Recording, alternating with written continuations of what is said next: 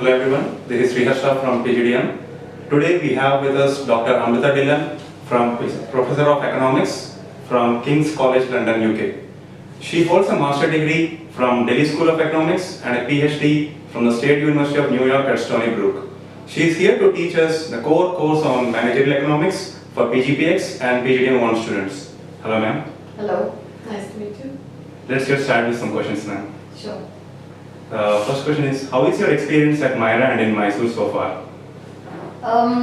So far you've been like over the 4-5 years that I've been Yes. here. Yeah, it's always a pleasure to come to Mysore and especially to MYRA. It is, I really like the values of the founding members of MYRA. So it's not just pure profit-making enterprise. I think that they have a lot of good social values. So this is the reason I really enjoy coming to Mysore, despite the fact that I can do similar jobs in Delhi. I like coming to Mysore and especially MYRA. That's nice. And how would you say managerial economics plays a key role in real-life situations for managers in the corporate world? Well, I think that the role of managerial economics is to help managers in organizing their thoughts, and it helps in sort of putting some, introducing you to some key concepts that are very useful when you're making decisions on how much to produce, or on pricing, or on strategic competition. So it gives you, I think the role is basically that it gives you these ideas from all over the world that have been tested all over the world, and that you can apply in your own experiences. That's good. And you have vast experience teaching at different levels in different countries. So what differences that you find between MYRA students and the students in other countries in UK or in other parts of the world? So I find that students in MYRA come from a very different background, because it's not a group of students that I have taught who come from more from engineering or from the computer science, so a lot of the students are different from the students that I normally teach, which would be undergraduate economics students, and so that's a big difference. But I also find the approaches, kind of it offers me a fresh perspective. So there's a type of questions that you get, and the type of feedback that I get is very different, because these are, many of the people are people who have had experience in the real world and are quite interested in how applications of these theoretical ideas can be made. So the way that I teach, the angle and the perspective has to be tailored to that different and also very fresh perspective for me. So it helps to give a little more passion to the teaching, if you like. Nice. And it says that your field of interest in economics include political economy, public economy, development economy. Could you tell us something about that a little bit? Yeah, so my fields of interest have been, mainly political economy, which means basically I'm looking at the application of economic tools and methods similar to what we've studied, but apply them to more political situations.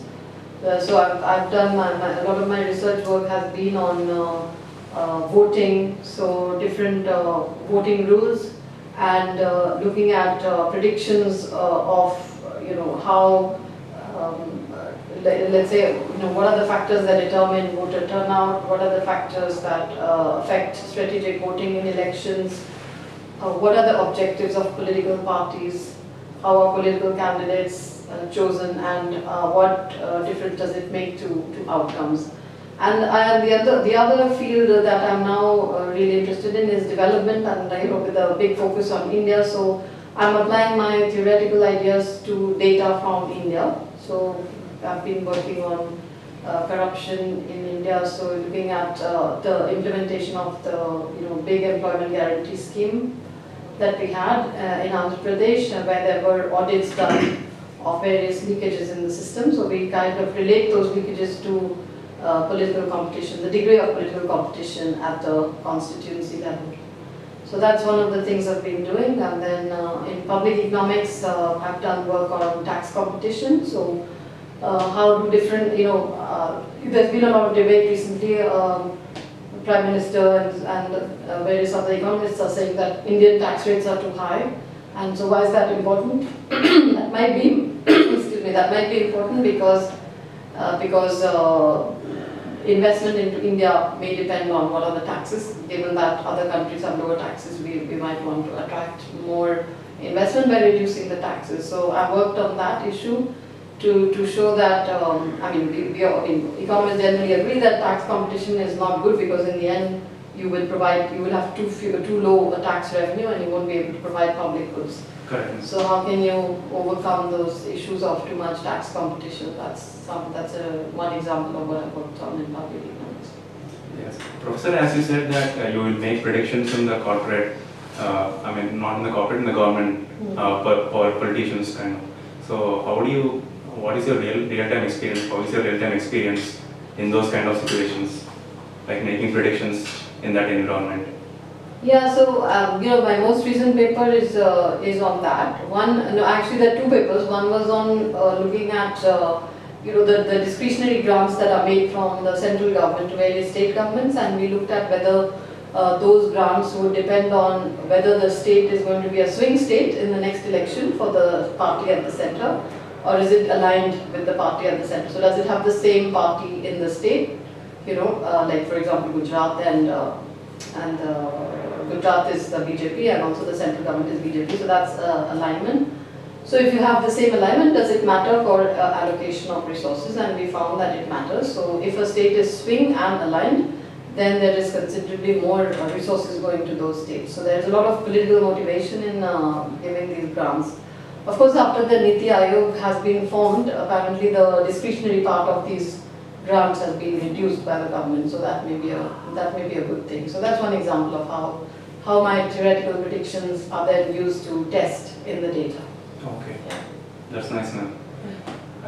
In your professional career, you have done research and published papers. Could you please let us know your experience from during those times? So it can be quite frustrating. So, as you know that in economics there is a lot of competition to publish in the top journals, so it can be quite frustrating that you have something that you want to communicate, but it takes 4 or 5 years to publish a paper, even though you have the idea has come, you have done the work and everything, but it goes quite a big time. It goes to the peer referees to review, but then they send it back, and then maybe it gets accepted, then it goes to another journal. If it's rejected, it goes to another journal. So the whole process can take an average of 4 years, which is extremely frustrating, and it is really that is the worst part of the experience. But otherwise, like doing, coming up with new ideas, being creative about research in economics is very it really gives you a lot of pleasure in doing that, because there's a scope for, there's an intellectual challenge involved in doing economics at that level, which is, I think, less than in other social sciences as compared to economics. So I find that because the competition is high, it does give you a bit of a challenge, but it can be frustrating not to be able to publish what is probably reasonable work, but because of the competition it becomes difficult. That's true. Yeah. One final question is, as this year's batch consists of large number of students compared to the previous batches that you are taught in MYRA, so how do you feel about your batch? No, I mean the batch has been absolutely wonderful. I have no problems at all, but I guess it's a little bit more difficult when you have a heterogeneous group rather than a more homogeneous group. It's not so much the numbers, but depends on the similarity of background of the people. Because you have to pitch your lecture at a certain level. So if you know that that there are some people who are less mathematical than others, then it's more of a problem. Just it's not the numbers per se that matter, but so the numbers are fine. I mean, as long as the facilities are here of microphones and good lecture theatres, I mean, there's no problem in teaching larger numbers. So I have I've had a very good experience. So there's no Thank you, ma'am. We are honored to have you here in MYRA. Thank you very much for your time. Thank you.